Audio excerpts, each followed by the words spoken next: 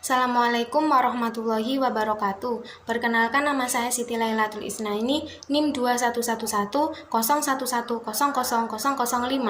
Saya dari kelompok 3. Di sini saya akan mempresentasikan mengenai transformasi nilai-nilai demokrasi dalam keluarga dan masyarakat serta hak dan kewajiban warga negara. Apa sih yang dinamakan nilai-nilai demokrasi? Nilai-nilai demokrasi adalah nilai-nilai yang diperlukan untuk mengembangkan pemerintahan demokratis. Berdasarkan nilai atau kondisi inilah sebuah pemerintahan demokratis dapat ditegakkan. Nilai-nilai tersebut bisa berupa nilai kebebasan berpendapat, berpartisipasi, berkelompok, bisa juga dengan kita menghormati orang atau kelompok agama lain. Baik, saya akan menjelaskan mengenai hak dan tanggung jawab terhadap keluarga. Secara normatif, setiap keluarga diharap dapat mewujudkan suasana kekeluargaan dalam nuansa sakinah yang setidaknya ditopang oleh 3 prinsip lainnya, yakni konsep mahabbah, konsep mawaddah, dan konsep rahmah. Yang dimaksud konsep mahabbah yaitu kecintaan yang bersifat biologis atau material dan lahiriah. Sedangkan konsep mawaddah yaitu rasa cinta kasih yang bersifat batiniyah, yang mengalami batas-batas kecintaan yang bersifat biologis dan materialistis. Sedangkan konsep rahmah yaitu berupa respon kecintaan yang bersifat kecintaan ilahi terhadap keluarga yang dikasihinya, yakni keluarga yang dapat memadukan jaringan cinta kasih yang bernuansa mahabbah maupun mawaddah. Kemudian yang nomor 2 yaitu hak dan tanggung jawab terhadap masyarakat. Dalam buku belajar Civic Education dari Amerika dikemukakan beberapa publik dan privat yang dibagi dalam 5. Sebagai berikut, yang pertama yaitu menjadi anggota masyarakat yang independen. Maksudnya, karakter ini meliputi kesadaran secara pribadi untuk bertanggung jawab sesuai ketentuan, bukan hanya keterpaksaan atau pengawasan dari luar.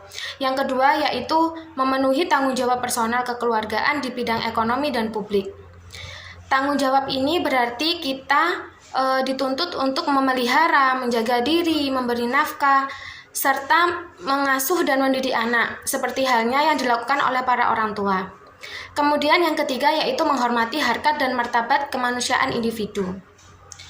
Seperti menghormati orang lain atau berarti mendengarkan pendapat mereka, bersifat sopan, menghargai hak dan kepentingan sesama warga negara, dan mengikuti aturan prinsip mayoritas namun tetap mematuhi hak-hak minoritas untuk berbeda pendapat. Kemudian yang keempat yaitu berpartisipasi dalam urusan-urusan kewarganegaraan secara efektif dan bijaksana. Berpartisipasi di sini maksudnya misalkan kita ada pemilu gitu. Kemudian kita berpartisipasi di dalamnya dengan mengikuti pemilu tersebut. Kemudian yang kelima yaitu mengembangkan fungsi demokrasi konstitusional secara sehat. Karakter ini sadar meliputi informasi dan kepekaan terhadap urusan-urusan publik, melakukan penelaahan terhadap nilai-nilai dan prinsip-prinsip konstitusional. Dan yang terakhir yaitu hak dan kewajiban warga negara.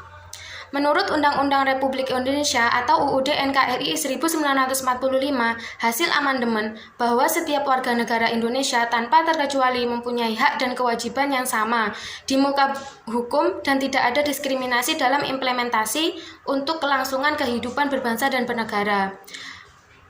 Menurut Undang-Undang NKRI 1945, Pasal 23 Ayat 2, ada beberapa pemahaman mengenai beberapa bentuk kewajiban manusia, baik bersifat formal maupun informal. Bersifat formal artinya kewajiban itu diatur oleh undang-undang yang bersifat resmi. Sedangkan kewajiban yang bersifat informal biasanya tidak secara tersurat ada dalam aturan perundang-undangan, tetapi mengikat perilaku kehidupan sosial, moral, dan lingkungan hidup. Kewajiban informal dapat dibedakan atau dibagi menjadi 4, yaitu 1. Kewajiban moral. Yang dimaksud kewajiban moral yaitu kewajiban manusia yang berkaitan dengan tindak atau perilaku seseorang. Kemudian yang kedua yaitu kewajiban sosial. Manusia adalah makhluk sosial, selalu berinteraksi dengan manusia lain. Dan yang ketiga, kewajiban universal atau umum.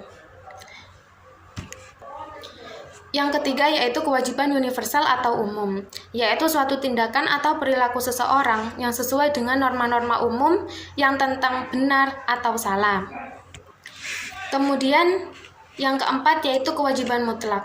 Kewajiban mutlak yaitu menyangkut hubungan manusia dengan Sang Pencipta, Tuhan Yang Maha Esa yang menciptakan manusia, alam, dan segala isinya. Terima kasih, sekian dari saya. Wassalamualaikum warahmatullahi wabarakatuh.